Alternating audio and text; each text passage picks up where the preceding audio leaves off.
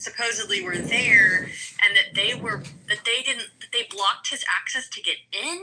And I was a little confused about that, but I'm just wondering, like, was anyone at this school or at the church grounds carrying? Because my kids go to a small Christian private school, and there are individuals who work on site who always carry or have access quickly to guns, but you don't know who it is. They keep that a secret. But it's just hard for me to envision, like, how many clips was he able to get off? How many before nobody had a gun? Nobody was able to intervene with a gun. That's the part I'm curious.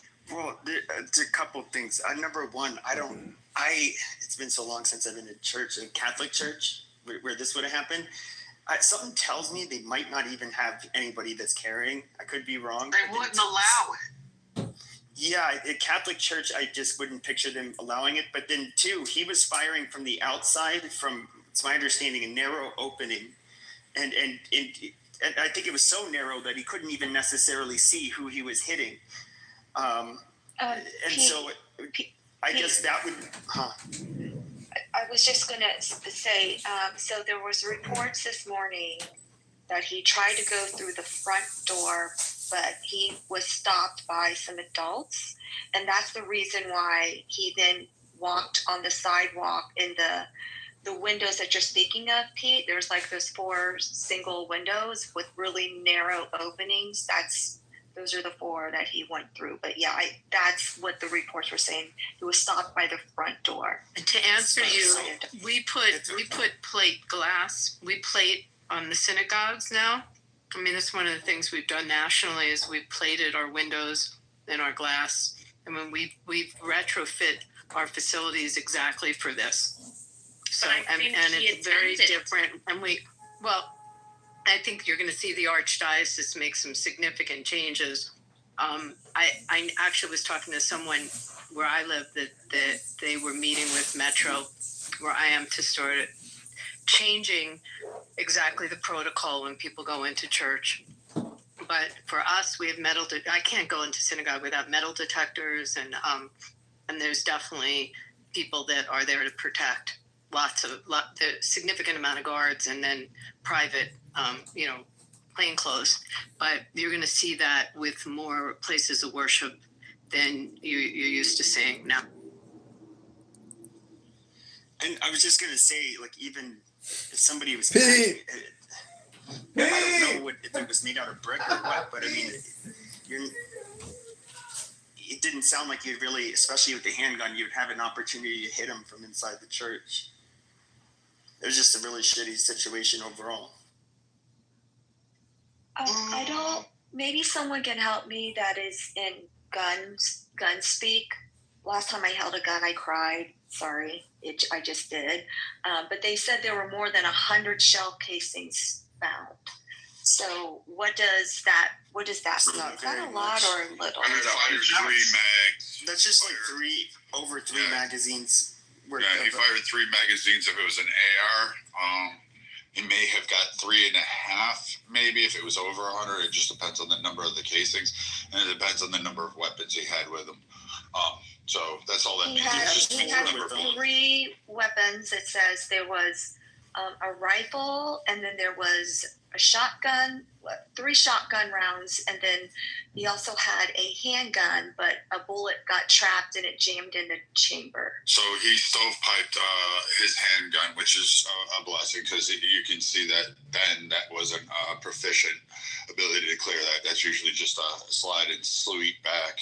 And then you have your AR. It sounds like the AR platform was the one that was primarily used, and he went through 3 mags on that.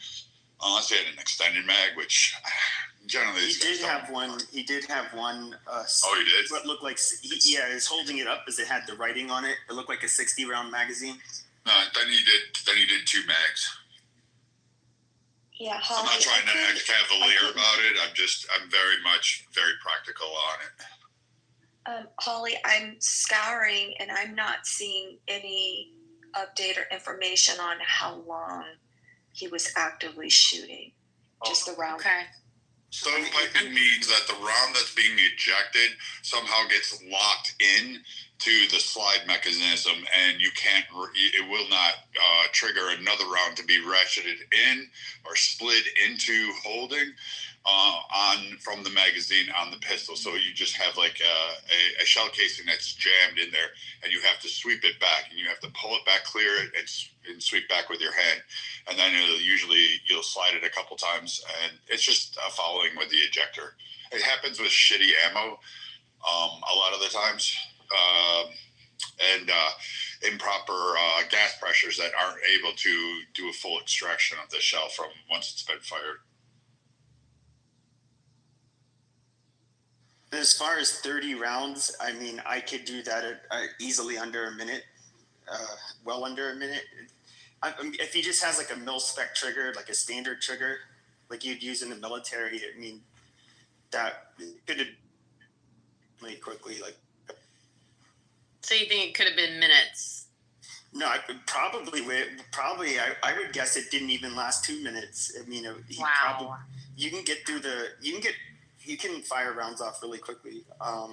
If you have some triggers they have a much lighter pull and travel, so you can rounds a lot quicker. But I'm just guessing he had just like a mil spec, like a standard trigger, which you could easily do that in between a minute or two. Not that it matters, right? Because the whole point is to inflict as much damage as you can in a small amount of time. And then when you can no longer, for whatever reason, off yourself, unalive yourself. But in that time, depending on the weapon that you have, it could be 1 minute, it could be 5 minutes.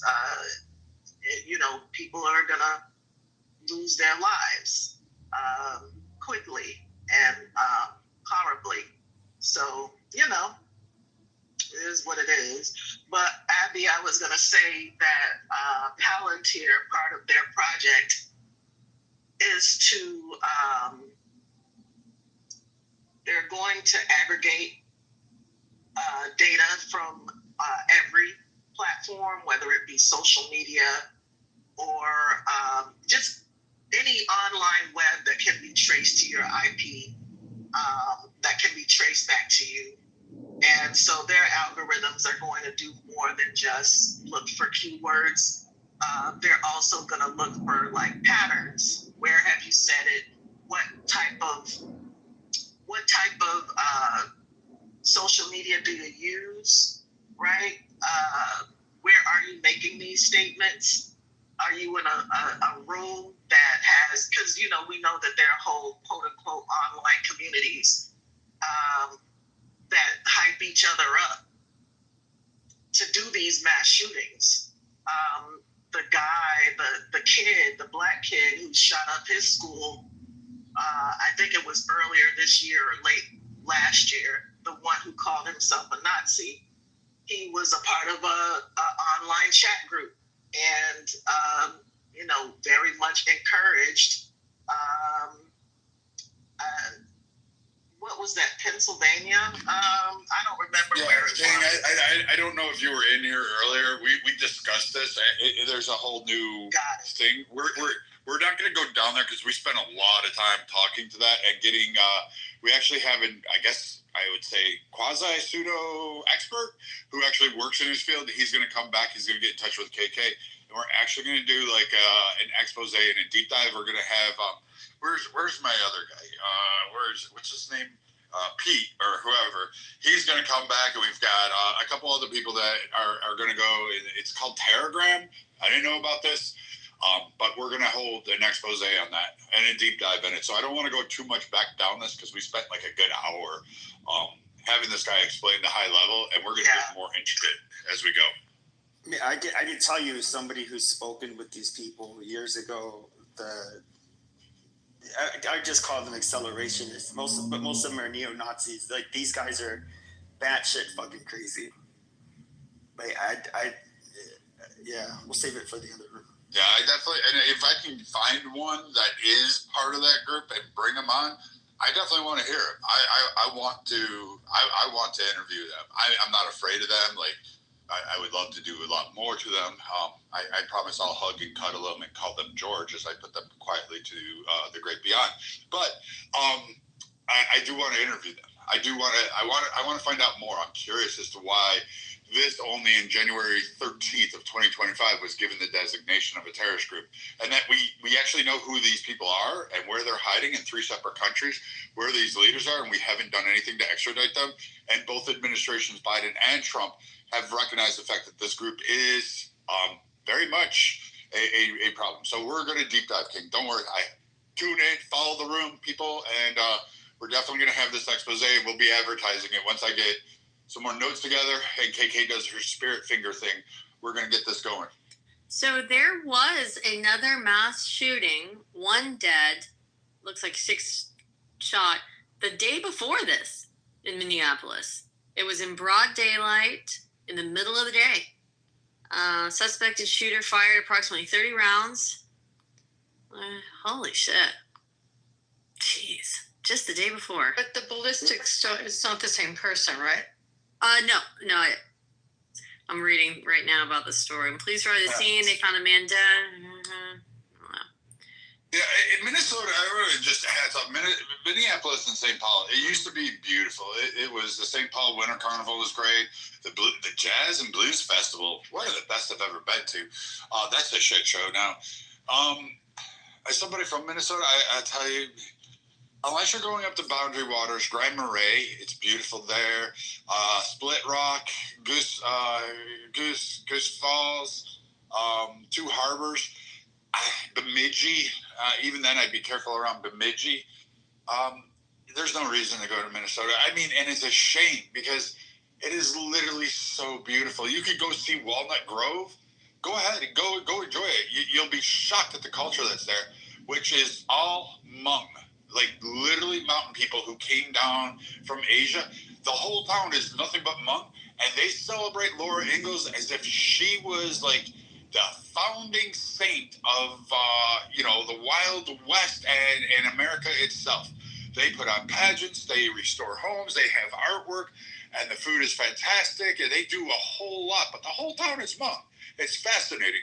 You can go see Plum Creek. It's literally all in Minnesota. It's beautiful. The Mars Factory Spam Museum. It's all great. However, it's just since Jacob Fry and a lot of leftists really and Waltz, I really haven't fostered that sense of community. When I first got there, it was all green, beautiful, and people tend to smile. There was problems. I'm not discounting it. Like the cops are assholes. Like I'm just going to say that, but. There was like I said, it's like people took pride in where they were from. They took pride in their parks. They really had a lot of gripes about how civic leaders needed to start cracking down on a lot of things. And then COVID happened, and those poor people, it was most of the loudest ones were the ones you wouldn't think. They were saying, please send in the cops, please stop this, please, please. And now it's a shell. And I've taken people up there to show them. One of the famous ones was Greg Sittel off this app. And he came up and he went, this is horrifying. I've seen Minnesota. I've seen Minneapolis. He goes, it was 5 years ago. It did not look like this. It's a burnt hulk of what it was. And this is what you got. So if you go up north or maybe go a little south and just go visit Walnut Grove and have fun. But Brad, what does that have to do with mass shootings though? Like Sandy Hook, I'm sure, was in a beautiful well-off community, and many of these shootings are in well-off communities. Like, what does any of it have to do with it? Like, I don't believe that this is a problem that you have to be in a trailer park to experience. You can be on the upper rung of the socioeconomic ladder. Where are the majority of these shootings happening? What do you mean? Like wait. So Which what map type do of you so want? wait what type of schools are these happening in? Because someone didn't pick this up. We went from white Christian I don't nationalists. know. What were Parkland? What type of What schools? type of schools? Where are the schools located at? Are they urban schools? We know that's no. Okay. I don't So know. why are there not why are there not mass school shootings in urban schools? They're easy They targets. have security measures. There you go. Bingo, there's start one. Well, They have security measures. Right, but also there's shootings in Target. There's shootings at church. This shooting was a shooting inside of a church. I mean, it was at students who were a part of the schools, but don't forget about the synagogues. I think the last. Okay, so now you're was, looping in everything. You just went from schools, and I told you where are the vast majority I'm just of the my school point, my shooting. point. Wait, hold on, stop. Where are the vast majority of school shootings happening? They're happening in soft target-rich areas, such as suburban areas, because the PTA wants the look of a great school, but they don't want to spend money on security measures. They'd rather spend $150 on a new high school football stadium than give the kids band, art, and security protections. You don't want to spend it. Everybody wants the last thing they spend on is to be secure, which is fascinating to me in America, because over in Europe and other places, the reason you don't have a lot of violence on the schools is because they actually invest in security. They have measures in place. They also You should look at what France do. They don't have weapons on the scale of the United States. But and also, that we don't want to pay for anything hardly with tax dollars anymore. So, I mean, all of the things that you mentioned, they sound great, but once it's time to start figuring out where the money is going to come from, people, even the people that have to vote on these types of things, they all of a sudden forget, right? Because as we've forgotten before, and we will forget again, the way people feel and having all these conversations, because this has happened too many times. It's the norm, right? Nothing's going to change. I just got through telling you. Go ahead. One quick note about the soft targets. So Florida schools, because we've had a couple school shootings down here, there's deputies at every school, including the one in which the deputies failed to respond. Also, Florida State, which is a major university, Go Noles, also they have campus police, and there was a school shooting. I think Virginia Tech is the same. So, but I wanted to make sure again that it's not just security at urban schools, because they have shootings as well. It's the randomness of the school shootings that is happening. And again, I think it's this idea that it ain't going to happen here out of this group. That's what I think. So this is such an easy problem to fix. After 9/11, our government created there's about 90 of public schools in the United States. There's about over 8 million unemployed veterans. Veterans who are trained in weaponry, already took an oath to lay their life down for our country. Put 2 fucking guards at every school. 2 unemployed veterans in every school. Have a staff of 5. Let them rotate for lunch, whatever. This ends tomorrow. There has to be a political motivation to take care of this problem. The fact that we're still discussing this problem in 2025 actually mind boggles me. I'm done. But I'm just curious though, like there's officers here in Florida, Andy, and we still have school shootings. We have deputies at almost every school. So we still have school. one of the other things to note is as new school facilities are built, they're built with security measures taken into the architecture. So it's interesting because, Brad, you're right, they're softer targets, but in actuality, a lot of the newer schools probably have, in the physical location, vestibules and areas to deter the entrance or to go through certain security measures that you probably don't have in the urban schools. Yet it's interesting. They're penetrating and getting through. So no security system's ever 100%. Oh, wow. Hold on. In my experience, I have witnessed this, that people pay the least amount for security. So I don't know what the guards are making in Florida. I'm assuming 30 to 40K. Maybe they're making deputies. They're sheriff's deputies. I don't know what they're making, so that means nothing to me. My point is that I just watched Texas put in a $150 million high school football stadium. Now, they've cut programs. It's a big freaking school, but they've cut programs, and they complained about it. And I sat there and I said, that is a massive target environment. It's a huge school system. And I go, so I'm confused. Like, what upgrades did you do to security? And when I looked, I didn't see anything. I didn't see anything proposed except for like one additional guard at $33,000 a year part-time, which I said, that's not going to cut it these days. Like, I'm sorry, we live in a more modern world with all the advancements in technology, not even just taking guns out of the way, but just like looking at what you have going on. Like, we removed the responses to bullying.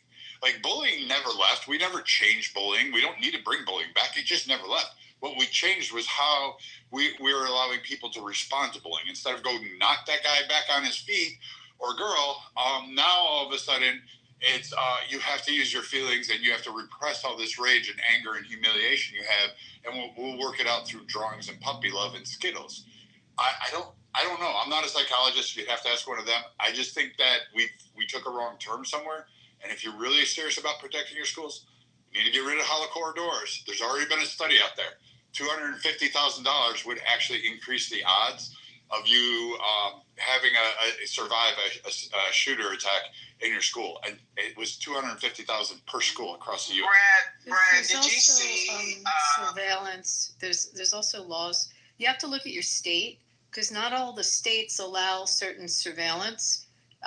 License plate readers, facial recognition. Some states have a ban on it, but for the states that allow it, if you've got a car that's like circling a little too many times around your school, AI picks that up, and AI can, just as you were talking about, can see patterns, but they can also see it with the camera systems. And if something seems out of the ordinary, they have plate readers, and they can track it. It goes right into your Metropolitan Police, and they're going to investigate it.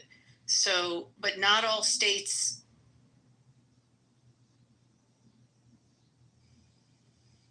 You there? You're in the matrix, Abby. In the camera. You're in the matrix, Abby. Yeah, we heard not all states, and then you went on silent. Oh, I'm sorry. Not so all can you hear me? Can you hear me now? Yes, Loud, clear. yes, ma'am. Okay. So not all states have it legal to have plate readers and facial recognition. For the states where it's legal, you have surveillance, and you have between AI and regular surveillance. If a car is circling around a school in it too many times, or in an abnormal way, they're going to pick up on it, and the cameras are going to trigger, a dive into reading the plates. And again, it's not all states allow this. The same thing with facial recognition. You're going to have, if someone is in the perimeter or the curtilage of a property and their face pops up on the camera, that's going to be triggered into facial recognition. If the person is then ID'd as someone either with a record, or they're even going to look at if someone has tats on their neck that are, white supremacist tats, or I don't know, you come up with something. They're going to look at their surveillance videos, but they'll use facial recognition. It's not in all states. Like in Florida, where you're talking about, you can do this, but you can't do it. I think like Illinois, you can't do it. My state, is probably the number one state where you can, because we've had this, because of our industry. But you should look at your state laws and how much they can protect vis-a-vis the plate readers and the facial recognition. Brad, did you see on the news, I think it was last week or the week before, this happened in Seattle, right on the ocean front, where that guy pulled out a gun and shot the vet that was in the wheelchair because he said that he was doing some type of stolen valor shit. Did you see that?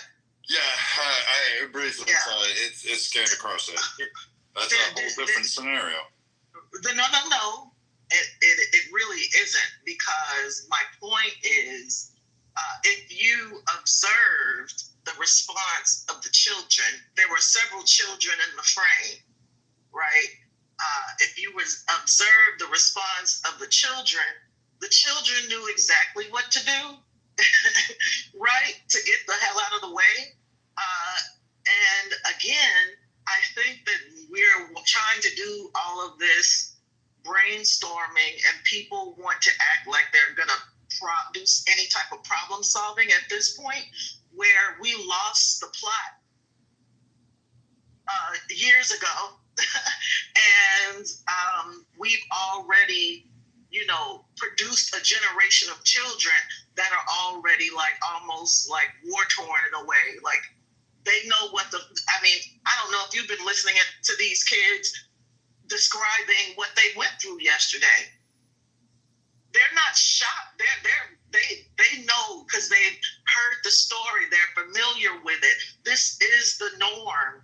And I feel like we got to stop jerking ourselves off, trying to feel better about it, and accept that that's kind of what we've chosen as a society. And this is just kind of what it's going to be. This is what it's going to be. So I will say this: you're not going to protect your children from not only being shot, but I feel like you're talking about trauma, robbing children of their innocence, exposing children to extreme violence. Like, in real life, people talk about the video games, but we're talking about live and in color in real life. And we can't act like this is not the norm, and that we didn't choose this. So I come from a generation that was doing duck and cover drills for nuclear war with our desk. Apparently the desk from the 80s and the early 90s was sufficient enough to withstand nuclear blast. I think we should bring those back, because if they could handle nuclear bombs, what the hell, man? We just use those. I also had the fear. I was a latchkey kid. I was literally a predator's wet dream. Like, if there was a non-paneled white van with no windows on the back, I was probably the target they were looking for, because I walked around with a house key around my neck on a string. Not even a chain. We were so broke we could only afford string. And God help you if you lost that fucking thing. So yes, I grew up in a generation that was scared, and we had to immediately walk home. We didn't have cell phones. No one gave a shit. The only time your parents knew who they had kids was when the news came on and it said, it's 10 o'clock. Do you know where your kids are? That was their, oh shit, I have kids? Okay, so there's a little tongue-in-cheek in there, but that's literally how I grew up. And I'm going to tell you something, every generation has this fear. We had kids that thought bombs were going to go off. They thought Russia was going to invade. We had movies. We had media. We had news coverage that was inundating us with, we're all going to be, what was that movie, Red Dawn or something? Patrick Swayze, a whole bunch of kids, fending off the entire Russian army. We were all going to be that. We were yep, I'm going to have my ear pierced, a handkerchief on my thing. I'm going to look like the boss with a cap folded in my back pocket, and I'm going to kill a whole lot of Ruskies. That was literally how we grew up. So I get the point. Yes, I don't want kids to be traumatized, but kids are traumatized every generation. Hey, Brad, we train, so I hate to break this to King, but we train our kids what to do with active shooters. We have drills with them. We now had this new initiative with the summer camps, because the summer camps were so at risk. So we have to put in, and those are exposed. If you ever went to camp where they're located, they're usually remote. They're on lakes with access, public access. And we have to train the children. We train them at our community centers, at our schools. We used to just have to train the staff. Now they have to know what to do, how to evacuate if there's a bomb scare. However, what Brad is saying, when I was a kid, we went under our desk for fear that the Soviets were going to bomb us. We had these drills in public school, so It's Heck, not. if you go to old schools, you'll see the radiation signs. Yes. There'll be a door. It'll have radiation, like a fallout shelter. Yes, I remember that. I was Yeah. there. Yeah, they ushered us down there with some kooky guy in a green uniform. Yeah, hold on. They ushered us down there with some janitor in a green button-down shirt and green pants, and he was like, "Come in here, kids. I'll protect you." And we're all like, "Who gave this guy permission to like collect 40 fucking kids and huddle us in the dark in some fucking room in the basement of a high school?" We were like living Freddy Krueger's nightmare. Like that's how I grew up. So I get the trauma on the kids. I understand it. And I wish I could have said, hey, it's going to get better, but there's going to be a new trauma. Like, you have an online threat with kids today. That's what's actually plaguing you. It's not the gun violence. It's the incitement to it online, which apparently is a triggering thing. And I'm going to be honest with you, it's a cultural thing. Like, we have to examine why is it overwhelmingly boys? What is it that we're doing wrong with raising men? Because clearly we're doing something fucking wrong. Right? Everybody in agreement with that? We're doing something wrong if we're creating mass shooters who go to school when they graduate saying, life's too hard, I need to shoot up everybody. People murdered back in the 80s too, you know, like the murder is not new. It's the scale of the impact that a person can make with the type of arms they have available to them now. I was pointing to. We saw presidents be assassinated. We saw that, right, on TV, right? But it's not the weapons. How many of us, you know, if we're going to sit in any type of empathy for our children, how many of us, when you went to school and we did not only nuclear drills where we got under the table, but we had to do severe weather drills. I'm not stupid. Like, I know that you can't really shield a child from potential catastrophe, and catastrophes happen. But this is not a natural disaster. This is not a natural disaster. It's a norm, and I think that again, like people always take for granted shit that they never had to go through. But what is the difference between back then? Our generation was not being mowed down in churches and in shopping malls, and that didn't happen until Columbine. Wait! Stop! I'm calling Pete. I'm gonna let you go, and then Pete's gonna go next because he was talking about the Pete. But I'm gonna say this. I'm calling bullshit on that because literally I can go from the country's inception and foundation to say that that's bullshit where kids were not afraid. There's various groups that have came over here, that were imported, that were enslaved here, that had to worry about other groups and be determined. America is not for the King. Stop. Mute up. Thank you. Other people are going to talk, and not just King. But I'm telling you right now that kids, since America's start and inception of a country, have been plagued every fucking generation by some trauma that has existed, whether it be savage Indians, as they quoted back in the day, to fear of black people, to Russians, to Asians. You would be shocked at the number of kids that have to go through every generation. There's been trauma. Anti-Semitism, the fucking Germans, Japanese were going to kill and eat their kids. Like, that shit really went on here, and every kid grew up under the banner of it. So I'm going to go to Pete, but every kid gets it. Yeah, so fuck it. Yeah, like, all right. Let's I already said Pete's going to go. We already saw. Go ahead. Can I go after the next guy? So I was just going to say, I just find this all ridiculous to listen to. Okay, in the 80s, especially for 1987, the types of firearms you could get was actually the availability was a lot easier, and a lot of the guns were a lot easier to alter and turn into machine guns and that kind of stuff. And I would say, yeah, okay, the school shootings seem to be more of a thing now. But it's not because suddenly we have different types of weapons that are more lethal. That's not the case whatsoever.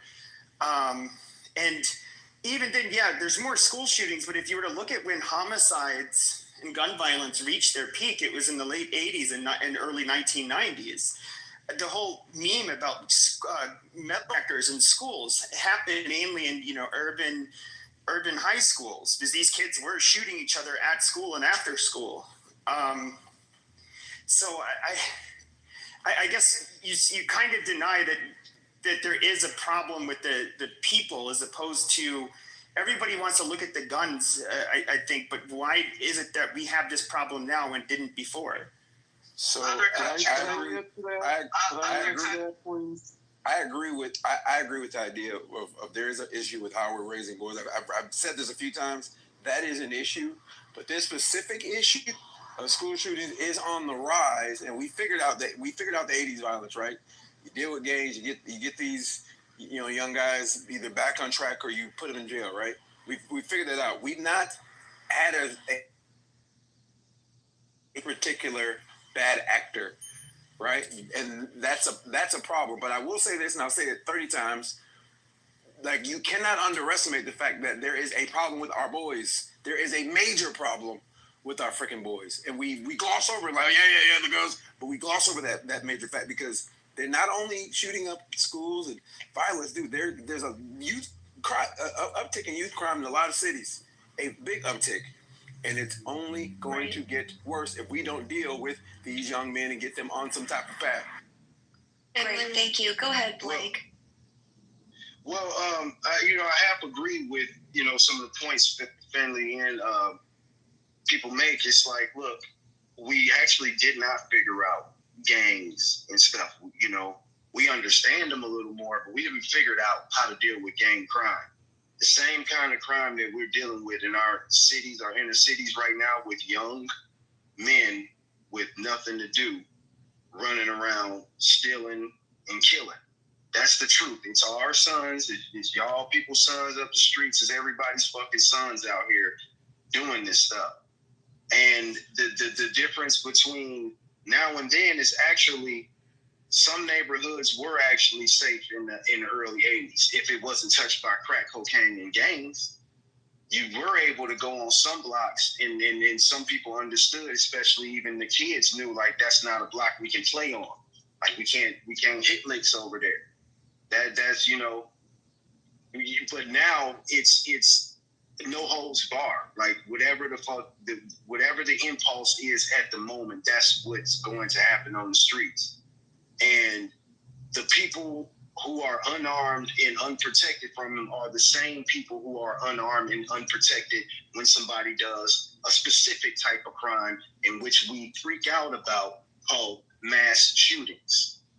Now, what we fail to understand, or we keep ignoring, is the statistics that we have for the amount of mass shootings in America are all grouped in a bunch with the ones we deal with more often, and that's, young black male shooting up like 3 or 4 people, pulling up on their ops, as they say, might hit 3 or 4 people. Half of the targets were innocent, had nothing to do with their squabble. So that's the kind of mass shootings we usually deal with, and those are the numbers that are being clumped in for somebody to be able to make a national statement saying that mass shootings are on the rise in America. It's like, no, the same kind of shootings have been going on, and we've never figured out how to deal with that.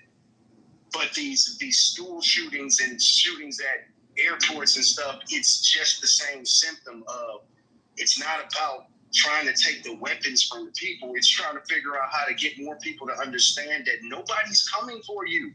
Nobody's going to fucking save you. You are the ultimate beginning and end and responsibility for the protection of you and the people you are responsible for. Yes, we have laws. Yes, we have policemen. Yes, we have authorities. But at the end of the day, they have shown and proven that they show up when the crime is already being committed to solve the crime of your murder, your robbery, your rape.